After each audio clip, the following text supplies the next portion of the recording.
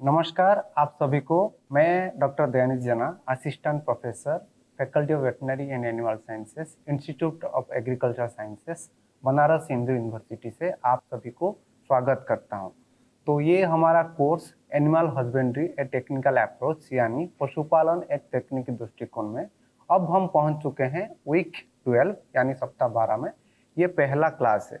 तो जिसके विषय में आज हम चर्चा करने वाले हैं उसका जो टाइटल है infertility in animals, it's causes, diagnosis in and management.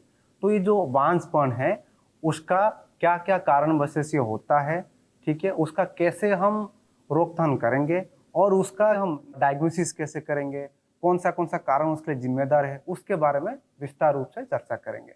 तो चलिए विषय को जिस भाग में कुछ हम बंटन किए हैं, जैसे कि ये बांझपन होता क्या है यानी इनफर्टिलिटी होता क्या है, इसके बारे में थोड़ा चर्चा करेंगे और कौन सी फैक्टर्स जो कारण जो है उसके पीछे जो जिम्मेदार है तो उसके बारे में डिस्कस करेंगे, जो फैक्टर्स रेस्पॉन्सिबल है और इसका निदान कैसे करेंगे, मतलब बांझपन का डायग्नोसिस कैसे करेंगे। जैसे कोई आप एनिमल लेके आपके पास आए तो आप कैसे जानेंगे कि हाँ इसके जो बांझपन है यानी इनफर्टिलिटी के साथ वो गुजर रही है, तो वो एनिमल, तो उसके बारे में थोड़ा बात करेंगे। और फाइनली तो इसका मैनेजमेंट कैसे करेंगे, ठीक है, मैनेजमेंट मतलब कैसे उसका प्रबंधन करेंगे, ठीक है, जैसे किस किस कारण को अगर हम सही से हम देखेंगे कि उसका बांझपन ना आए जानवर में, उसके बारे में डिस्कस करेंगे।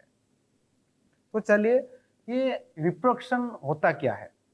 नॉर्मली जहां तक पूरा है बॉडी में बहुत सारे सिस्टम्स है, like elementary system, cardiac system मतलब जो हार्ट सिस्टम हो गया, ठीक है, ब्रेन्स मतलब सेंट्रल नर्वस सिस्टम हो गया या पेरिफेरल नर्वस सिस्टम मतलब इंसर्ट नर्वस सिस्टम हो गया, रिप्रोडक्टिव सिस्टम हो गया, ऐसे मस्कुलर सिस्टम, स्केलेटोमस्कुलर सिस्टम हो गया। तो बहुत सारे सिस्टम्स है।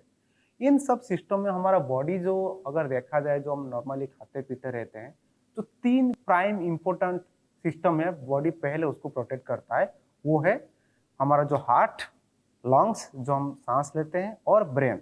ये तीन प्राइमरी हम बोलते हैं वाइटल ऑर्गन्स, तो इनको पहले प्रोटेक्ट करता है, ठीक है। उसके बाद जैसे आता है डाइजेस्टिव सिस्टम, ये यूरिनरी सिस्टम, जैसे वो सब स्केलेटोमस्कुलर सिस्टम ये आ गया। रिप्रोडक्शन जो होता है उसके बाद में आता है। इसीलिए हम कहते हैं reproduction is the luxury function of the body, ठीक है। अगर आप, मैं बोलूंगा कि कोई एनिमल में रिप्रोडक्टिव सिस्टम हटा दो तब भी जानवर जिंदा रह सकता है, ठीक है। लेकिन अगर मैं बोलूंगा कि हार्ट या दिमाग निकाल दे तो वो एनिमल बचेगा नहीं, एनिमल क्या ह्यूमन कोई बचेगा नहीं। तो इसीलिए बोलते हैं reproduction is the luxury function of the body. और रिप्रोडक्शन के लिए जो ट्रेस मिनरल्स होते हैं, माइक्रो मिनरल, न्यूट्रिशन प्रॉपर होना चाहिए, सब कुछ सही होना चाहिए, तब भी जाके एनिमल फर्टाइल रहता है, ठीक है ना। ये जो रिप्रोडक्शन सिस्टम है पूरा, ये तीन सिस्टम से कंट्रोल होता है, मतलब तीन प्राइमरी फैक्टर से।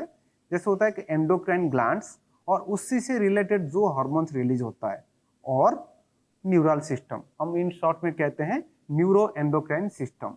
तो ये तीन जैसे एंडोक्राइन ग्लैंड्स होते हैं, उसमें स्टेरॉइड हार्मोन्स निकलते हैं, वो सारा सिस्टम जो बॉडी का होता है हम वो कंट्रोल करता है। इन शॉर्ट हम बोलते हैं HPG एक्सिस, ठीक है, हाइपोथैलेमस पिट्यूटरी गोनाडल एक्सिस। तो ये तीनों हाइपोथैलेमस पिट्यूटरी एंड गोनाड्स, जहां मेल में होता है मान लीजिए टेस्टिस, फीमेल में होता है ओवरी, ये सारा वो कंट्रोल होता है, ठीक है ना। तीन चीज हम जानेंगे, जो डेफिनेशन चार चीज है। फर्टिलिटी क्या है, सबफर्टिलिटी क्या है, इनफर्टिलिटी क्या है, और स्टेरिलिटी क्या है। तो फर्टिलिटी क्या है कि कोई भी एनिमल्स, मान लो अब हम फीमेल की बात करेंगे, है फंक्शनल ओवरी। ओवरी फंक्शनल मतलब मान लीजिए ओवरी है, इसमें मान लीजिए फॉलिकल आता है, ठीक है, ये प्रॉपर फॉलिकुलोजेनेसिस होता है, उसके बाद ओवुलेशन होने के बाद एक सीएल बनता है, ठीक है, सीएल। तो फंक्शनल ओवरी है। नॉर्मल ईस्ट्रोसाइकिल मतलब 21 डेज में जैसे वो एवरेज आता है, ठीक है, नॉर्मल ईस्ट्रोसाइकिल हो, able to mate, conceive, carry the foetus throughout the gestation period and deliver a normal offspring at the end of the gestation period and restore uterine infection along with estrous cycle post that, it is known as fertility।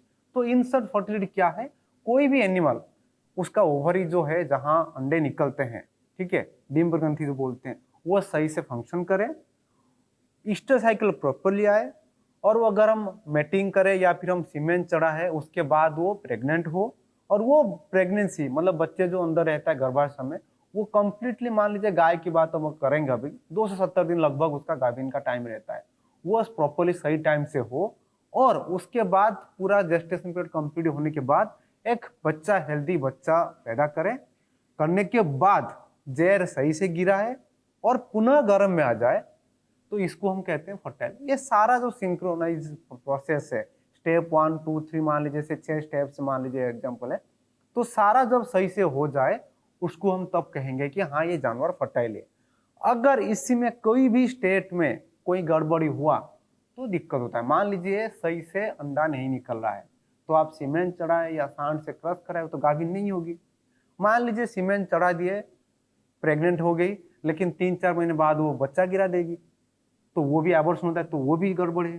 तो कोई भी step अगर गड़बड़ होता है तो वो infertile condition develop कराता है।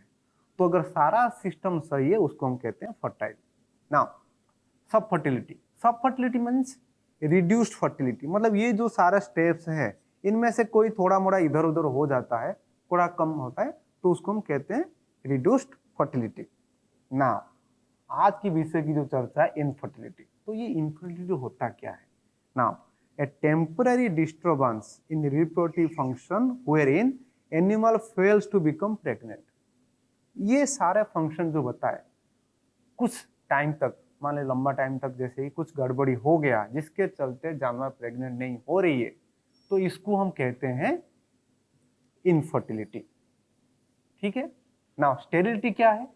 स्टेरिलिटी है complete absolute inability to reproduce, मतलब कुछ, मतलब उसका बच्चा होने का कोई चांस नहीं। कोई जानवर ऐसा होता है ना, जैसे कि जानवर हो या फिर हम इंसान में होता है, कुछ होता है बच्चे देने के पूरा लायक नहीं रहते हैं, कि सिस्टम उनका इतना खराब हो जाता है, या फिर ओवरी में जो कोई, जैसे ये ओवरी हो गया, ठीक, डिंब ग्रंथि या अंडा निकलता है हर मतलब स्पेसिस में, चाहे वो औरत हो या फिर जानवर हो, एक नंबर यहाँ, जैसे मान लीजिए कि 1 लाख तक, सपोज 1 लाख तक से सपोज हो गया, ठीक है, फॉलिकल से हर साल में कुछ कुछ फॉलिकल गायब होता जाता है, तो फिर क्या होगा? एक ऐसे समय आएगा कि सारा फॉलिकल गायब, मतलब खत्म, जो हम कहते हैं over and reserve, follicular reserve.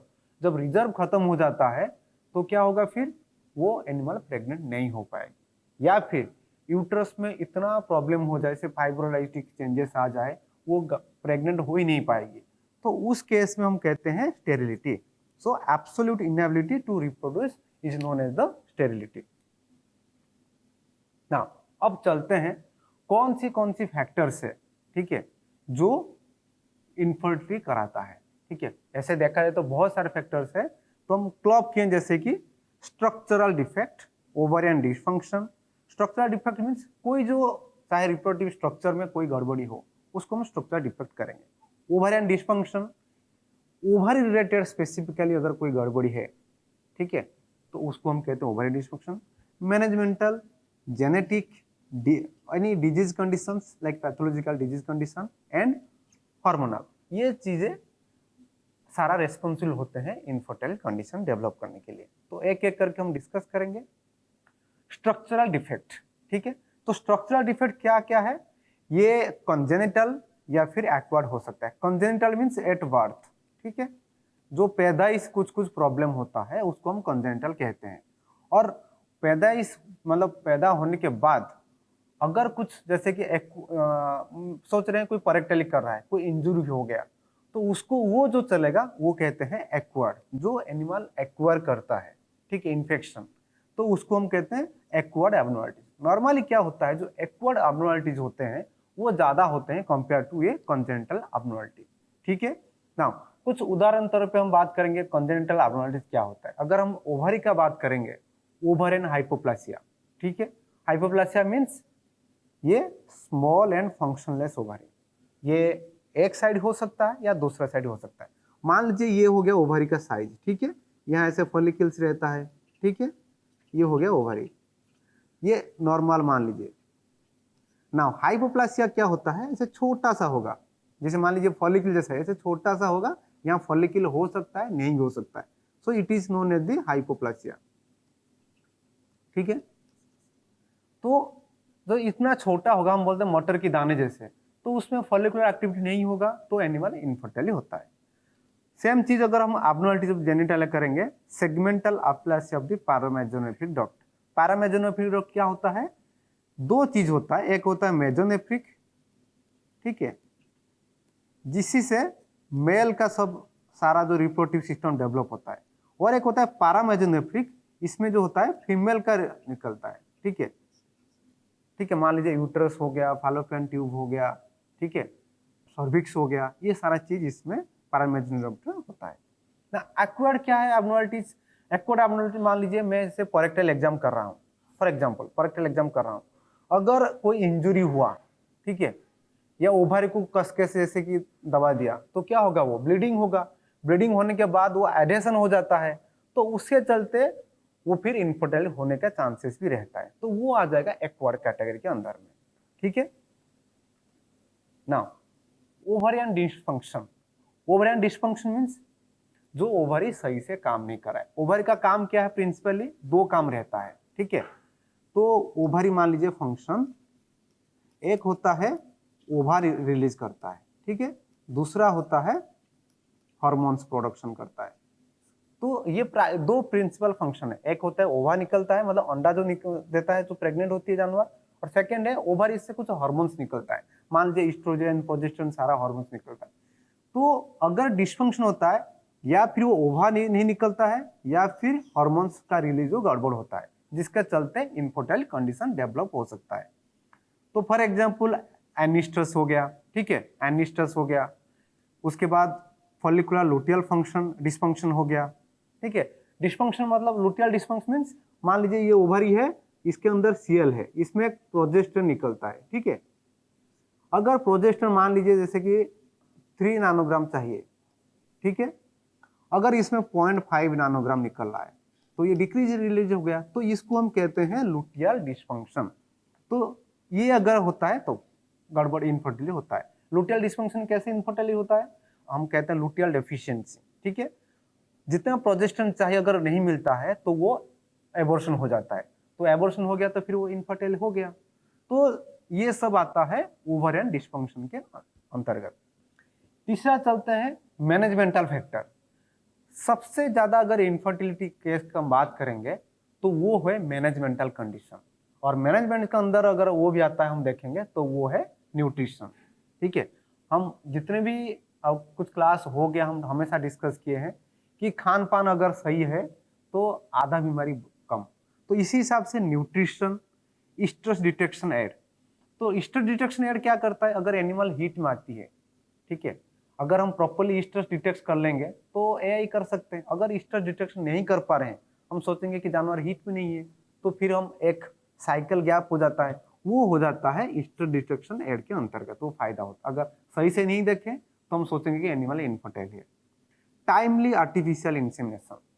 Timely artificial insemination means जब मान लीजिए आज सुबह अगर गाय गर्भ में आई तो हम पीएम मतलब इवनिंग में हम सीमेंट चढ़ाते हैं। अगर हम 2 दिन 3 दिन बाद अगर सीमेंट चढ़ाएंगे तो क्या होगा, वो फर्टिलाइजेशन नहीं होगा। तो अगर टाइमली यही करेंगे तो एनिमल प्रेग्नेंट होगी। तो वो अगर नहीं करते हैं then it may lead to the infertility condition. Third, reducing environmental stress. Reducing environmental stress means stress, specially जो एनवायरमेंटल स्ट्रेस होता है वो इनफर्टाइल कंडीशन बना देता है। स्पेशली कुछ एनिमल्स जैसे बोफलो में क्या होता है, जैसे गर्मियों में होता है वो बहुत हीट होती है तो वो समर स्टेरिलिटी हम कहते हैं, तो वो प्रॉब्लम होता है। शुअर में भी सेम चीज होता है। तो ये एनवायरमेंटल अगर उस टाइम हम थोड़ा कूलिंग इफेक्ट रखेंगे तो वो फर्टाइल कंडीशन सही से रहेगा। अगर एनवायरमेंटल स्ट्रेस ज्यादा आता है तो फिर वो एनिमल इनफर्टाइल कंडीशन डेवलप होता है। Then herd size. हमेशा चाहे आप गाय भैंस कोई भी भेड़ बकरी जो भी आप जैसे कोई जानवर हैं, हर्ड साइज अगर सही रहे, एक हर्ड में जैसे कि एक पेन बनाते हैं, मतलब इतना 10 एनिमल रखना चाहिए। अगर ओवर क्राउडेड होगा तो क्या होगा, फाइटिंग होगा, एनिमल वाइसेस फाइटिंग होगा, फीड के लिए सारा लड़ाई करेंगे तो इंजुरी होगा, उसके चलते सारा प्रॉब्लम क्रिएट होगा। तो इसीलिए हर्ड साइज मेंटेन करना प्रॉपर वो भी आवश्यक है। Detecting silent ovulators. Silent ovulators क्या होता है, जैसे बहुत सारे क्या होता है साइलेंट ओवुलेटर, जैसे कि हीट में आएंगे, कुछ जैसे पता नहीं चलता होगा, अंदर देखेंगे तो वो ओवुलेटर हो रहा होगा, जब पेरेक्टल एग्जाम करेंगे तो वो सारे जानवर को भी आइडेंटिफाई करना वो बहुत इंपॉर्टेंट है। जेनेटिक फैक्टर, तो जेनेटिक फैक्टर क्या है, मान लीजिए कोई भी आप नस्ल चुन रहे हो, अगर प्रॉपर ट्रेड जो है, कुछ क्वालिटेटिव ट्रेड्स मतलब मिल्क प्रोडक्शन ट्रेड, ये सारा अगर सही से ले देंगे हम, तो तभी जाके जो प्रोडक्शन होता है, अगर ज़्यादा दूध देने वाले हम गाय ज़्यादातर सिलेक्शन करते हैं, नॉर्मली क्या होता है वो फर्टिलिटी कम रहता है, प्रोडक्शन ट्रेड ऊपर है तो फर्टिलिटी ट्रेड कम होता है। तो इसीलिए आजकल एक ट्रेड है क्वांटिटेटिव ट्रेड लोकाई, इसमें से इंडिविजुअल ट्रेड को हम सिलेक्ट करके नेक्स्ट प्रोजेनी जब होंगे उसको हम आगे वो ट्रेड ले सकते हैं। फॉर एग्जांपल मैं बताऊंगा, जैसे कि स्टेरॉइडजेनेसिस, मतलब कितना ईस्ट्रोजन प्रोजेस्टेरोन हार्मोन सारा निकलता है, उस ट्रेड को आप कंट्रोल कर सकते हो, ठीक है। जैसे और कुछ ट्रेड्स ऐसे हैं जैसे कि सिस्टिक ओवरियन डीजेनरेशन, जिस गाय में सपोज सीओडी जैसे है कोई गाय में, तो नॉर्मल रहता है वो, फिर वो दूसरे जानवर को भी हो सकता है, सो ओवरियन हाइपोप्लासिया। तो ये जैसे कंडीशन में कुछ कुछ एनिमल्स है, उनको हमेशा क्या होता है कलिंग करना चाहिए, ठीक है। कलिंग मतलब वो ब्रीडिंग पॉलिसी में इंक्लूड नहीं करना चाहिए ना। Next coming to the disease conditions, बहुत सारे डिजीजेस होते हैं जैसे कि इन्फेक्शियस है या नॉन इन्फेक्शियस है, जैसे हम एबॉर्स प्रेगनेंसी एंड एबॉर्शन में पढ़ चुके हैं, जैसे कि एबॉर्शन कोई केस हो रहा है, ठीक है, तो उसमें से क्या होगा, जैसे ब्रुसेलोसिस, ट्राइकोमोनासिस, इसमें क्या होता है एबॉर्शन हुआ तो it will lead to the infertility, वो इनफर्टाइल कंडीशन वो डेवलप हो जाता है। कुछ debilitating conditions like tuberculosis, Johne's disease, ये भी इनफर्टाइल कंडीशन में डेवलप कराता है। तो उसी हिसाब से कोई जैसे प्रोलॉन्ग्ड रिकमेंड कंडीशन है, कोई गाय जैसे कि मान लीजिए 3-4 महीने तक ऐसे रिकमेंड पड़ी है, तो ऑब्वियसली उसका हेल्थ जो डिटोरेट होगा वो उतना फर्टाइल कंडीशन नहीं मेंटेन कर पाएगी। Now hormonal factors causing infertility, ठीक है। हार्मोनल फैक्टर्स क्या क्या है, मतलब कोई भी जितना हम हार्मोन जो हम बोलते हैं कि रिप्रोडक्शन सिस्टम क्या है, एंडोक्राइन ग्लैंड्स, उससे रिलेटेड जो हार्मोन्स आते हैं वो न्यूरो एंडोक्राइन कंट्रोल करता है। तो अगर हार्मोन बहुत छोटे रहते हैं अमाउंट, बट ये इनका जो एक्शन है वो बहुत प्रोफाउंड एक्शन रहता है, बहुत ज्यादा एक्शन रहता है। अगर कोई भी हार्मोन मान लो ईस्ट्रोजन, प्रोजेस्टेरोन, ठीक है, कोई कमी हो रहा है, रिलैक्सिन, ऑक्सीटोसिन, पीजीएफ2 अल्फा, बहुत हार्मोन्स रहते हैं, तो अगर सबका जैसे मान लीजिए सबका पर्टिकुलर अमाउंट रहता है, इसका कंसंट्रेशन इतना होना चाहिए, अगर कोई ज्यादा ऊपर चला गया या कम हो गया तो उसी से रिलेशन मतलब वो जो इनफर्टिल कंडीशन डेवलप होता है। एक फॉर एग्जांपल एक बोलूंगा कि एलएच, लुटिनाइजिंग हार्मोन, अगर ये सही अमाउंट से रिलीज नहीं होता है तो ये ओवुलेशन नहीं होगा, ठीक है, ओवुलेशन नहीं होगा, तो उसके चलते फिर वो सिस्टिक ओवरियन डिजेनरेशन होता है, जो हम आगे पढ़ेंगे जाके। तो ये सारा जो हार्मोनल डिस्टर्बेंस होता है, जैसे लुटियल इनसफिशिएंसी हम बोले, अगर प्रोजेस्टेरोन हार्मोन सफिशिएंट नहीं होता है, तो अगर प्रोजेस्टेरोन कम होता है फिर वो एबॉर्शन हो सकता है।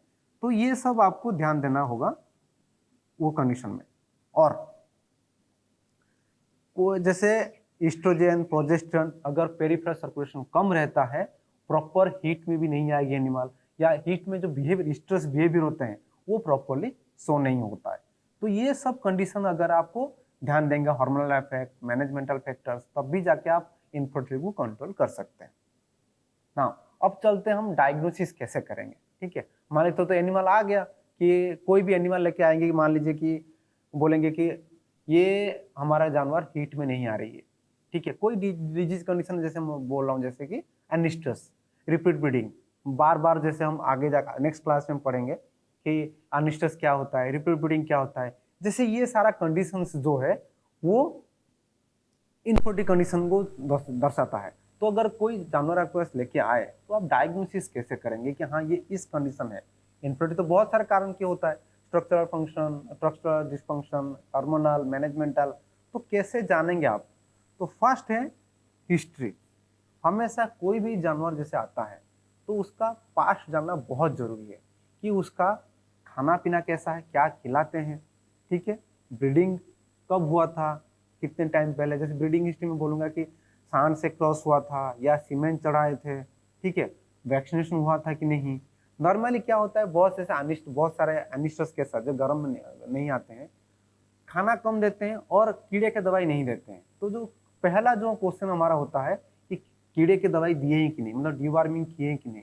अगर नहीं है तो पहले डिवार्मिंग कराओ उसको, डिवार्मिंग के बाद जाके हम मिनरल मिक्सर देते हैं, क्योंकि जो भी मिनरल मिक्सर होता है ट्रेस मिनरल होता है, तो जो खाएंगे वो अब्जॉर्प्शन प्रॉपर्ली नहीं होता है।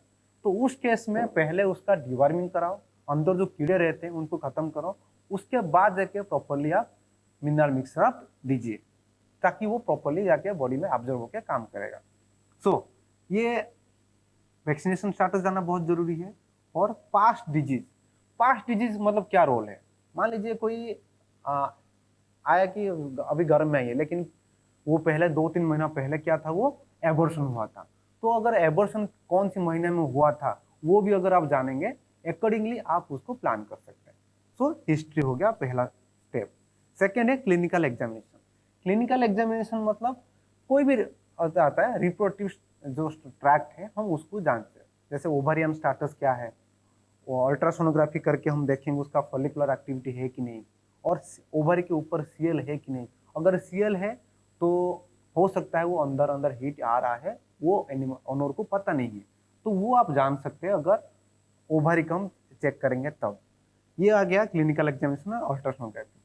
Laboratory diagnosis. लैबोरेटरी डायग्नोसिस में क्या होता है, जैसे कि खून जांच हो गया, सीरम बायोकेमिकल एस्टिमेशन होता है, तो सीरम बायोकेमिकल एस्टिमेशन से आपको हार्मोनल एस्टिमेशन चलता है।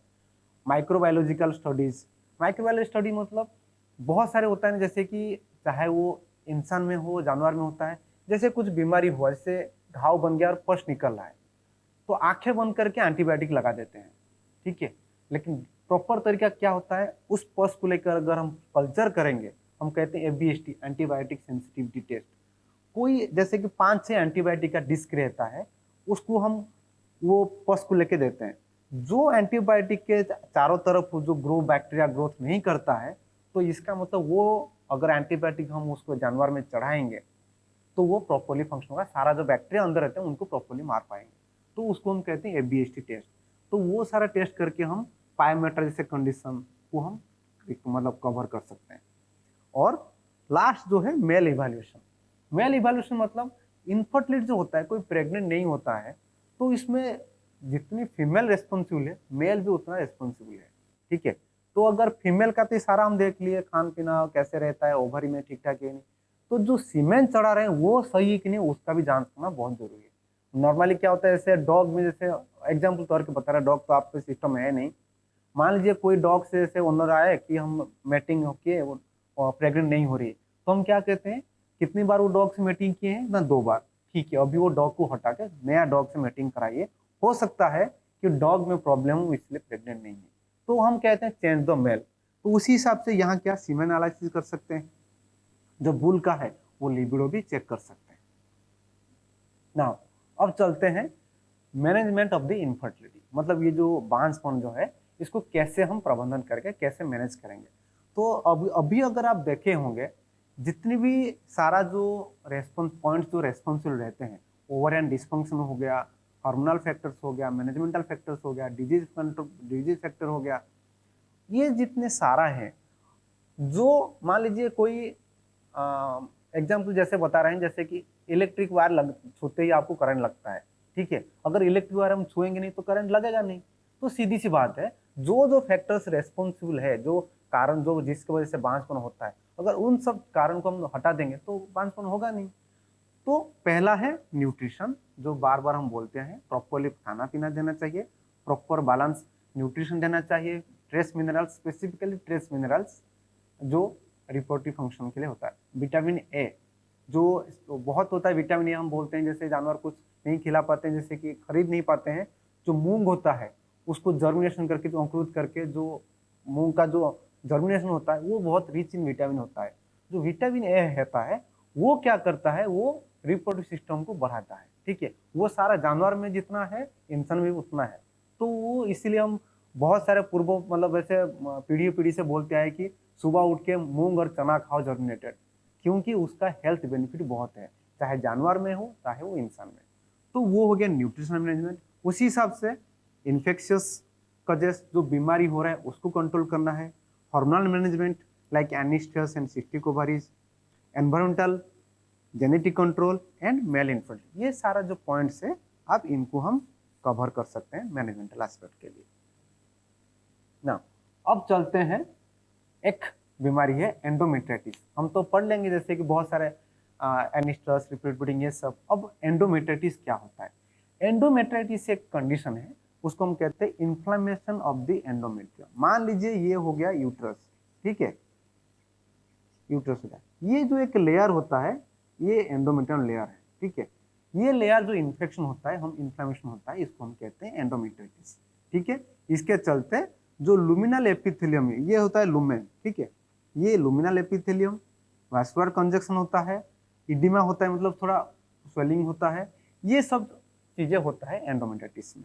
इसको हम अगर फर्दर क्लासिफिकेशन करेंगे, दो टाइप का होता है, एक होता है क्लिनिकल एंडोमेट्राइटिस जो कि खाली आप देख सकते हो जो डिस्चार्ज आता है, फर्स्ट डिस्चार्ज आता है, और एक होता है सब क्लिनिकल एंडोमेट्राइटिस। ये जो सब क्लिनिकल एंडोमेट्राइटिस ये बहुत प्रिवालेंट है, ठीक है, मतलब आप खाली आंख में नहीं दिखेगा लेकिन इन्फेक्शन अंदर अंदर रहता है, हल्का सा रुई के जैसे पतले से एक डिस्चार्ज आता, स्ट्रेस डिस्चार्ज आता है, नॉर्मली खाली आंख में नहीं देख सकते हैं। जब हम टेस्ट करेंगे, डायग्नोस्टिक टेस्ट करेंगे, तब पता चल रहा है हाँ इसमें तो गड़बड़ी था। तो ये है सब क्लिनिकल एंडोमेट्राइटिस, ठीक है।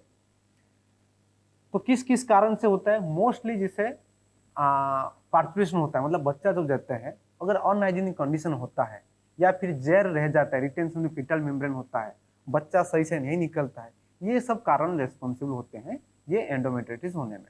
जैसे एबनॉर्मल पार्चुरेशन, जो वही डिस्टोकिया जो हम बोल रहे हैं, बच्चा सही से नहीं निकला, या फिर मरा हुआ बच्चा निकल रहा है, तो मरा हुआ निकलेगा तो क्या अंदर तो थोड़ा सड़ जाएगा, तो वो इन्फेक्शन गर्भाशय में रहेगा, जिसके चलते वो फिर एंडोमेट्राइटिस होता है, ठीक है।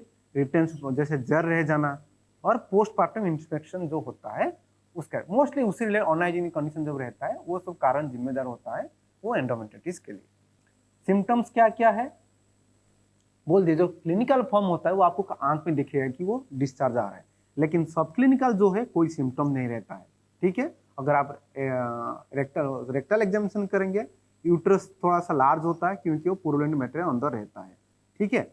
और decrease reproductive performance and calving to conception interval ज्यादा होता है, क्योंकि जितना कंसेप्शन आप सीमेंट डालोगे लेकिन अंदर यूट्रेन पैथोलॉजी है, पश्च तो थोड़ा रहेगा, तो उसके चलते जो बैक्टीरिया होते हैं वो फीटस को डेवलप होने नहीं देंगे, तो जिसके चलते वो सर्विस टू कंसेप्शन वो ज्यादा बढ़ जाता है ना। इसको हम डायग्नोसिस कैसे करेंगे? देखिए डायग्नोसिस तो बहुत है, जैसे कि आप यूट्रस चेक कर रहे हो, यूट्रेन साइटोलॉजी कर रहे हो, एंडोमेट्रियल बायोप्सी कर रहे हो, लेकिन सबसे ज्यादा जो कॉमन है वो यूट्रस, ये ultrasonographic examination and white test, white side test, ये बहुत इंपॉर्टेंट है। ये white side test, white side test क्या होता है? जो सर्विक्स का जो म्यूकोस आएगा उस पर 2 ml ले लो, और 2 ml 5% NaOH लो, और उनको मिक्स कर लो। मिक्स करने के बाद जो कलर चेंज होगा उसके हिसाब से आपको पता चल जाएगा इन्फेक्शन कितना सीवियर है। मान लीजिए कोई कलर चेंज नहीं आया तो नॉर्मल है, अगर हल्का सा येलो आ रहा है तो थोड़ा सा इन्फेक्शन है, अगर पूरा पीला पीला दिख रहा है तो हाँ थोड़ा ज्यादा उसके है, अगर पूरा गाढ़ा पीला आ जाएगा तो इसका मतलब सीवियर इन्फेक्शन है, तो आपको ट्रीटमेंट की बहुत जरूरत है। तो ये हम सीवियरिटी हम बता देंगे, मतलब कितना क्या क्या हुआ है, तो ये इसीलिए बहुत इंपॉर्टेंट है, फील्ड लेवल पे भी आप इसको कर सकते हैं ना। इसको प्रिवेंशन कैसे करेंगे? तो बेस्ट तरीका हमेशा प्रिवेंशन जितना है, बीमारी कम करो, प्रॉपरली सही जगह साफ सुथरा रखो, और खाना पीना सही दो, ये जो होता है गोल्डन रूल। तो वो ये कैल्शियम सप्लीमेंटेशन देना है, नेगेटिव एनर्जी बैलेंस नहीं देना है, हाइजीनिक कंडीशन रखना है, तो ये सारा कंडीशन है प्रिवेंशन के लिए जो आप रख सकते हो। प्रिवेंशन खाना पीना से क्या है, इसके बीमारी के क्या है, आप खाना पीना सही दोगे तो उसका नेचुरल इम्यूनिटी सिस्टम बूस्ट होता है, वो कोई भी बीमारी होता है उसके अगेंस्ट में फाइट करने के लिए। अगर ये नहीं, खाना पीना प्रॉपरली नहीं है तो क्या होगा, बीमारी को और ड्रग मतलब डिजीज रेजिस्टेंस कम हो जाता है। तो कंक्लूजन क्या निकला इस क्लास में, जैसे कि इनफर्टिलिटी कंडीशन एक मल्टी फैक्टर है, बहुत सारे कारण से इनफर्टिलिटी होता है, मैनेजमेंटल फैक्टर हो गया, ठीक है, न्यूट्रिशन फैक्टर हो गया, hormonal factors, ovarian dysfunction, structural defect, ये सब कारण मल्टी फैक्टर होता है। तो बेस्ट उसका तरीका क्या है, आप कौन सी कारण से होता है वो देखना पहले। इस कारण से हो रहा है तो उसको आप जाके चेकमेट कर सकते हो। जितनी जल्दी आप डायग्नोसिस करोगे उतना बेटर आप ट्रीटमेंट एंड मैनेजमेंट कर सकते हो। तो ये कुछ रेफरेंसेस है, अगर आप पढ़ना चाहें तो आप ज़्यादा पढ़ सकते हैं। ये इसमें बहुत अच्छे तरह से दिया है, ये चैप्टर आप पढ़ सकते हैं। और शॉर्ट बाकी ये 2 किताब भी आप पढ़ सकते हैं। धन्यवाद।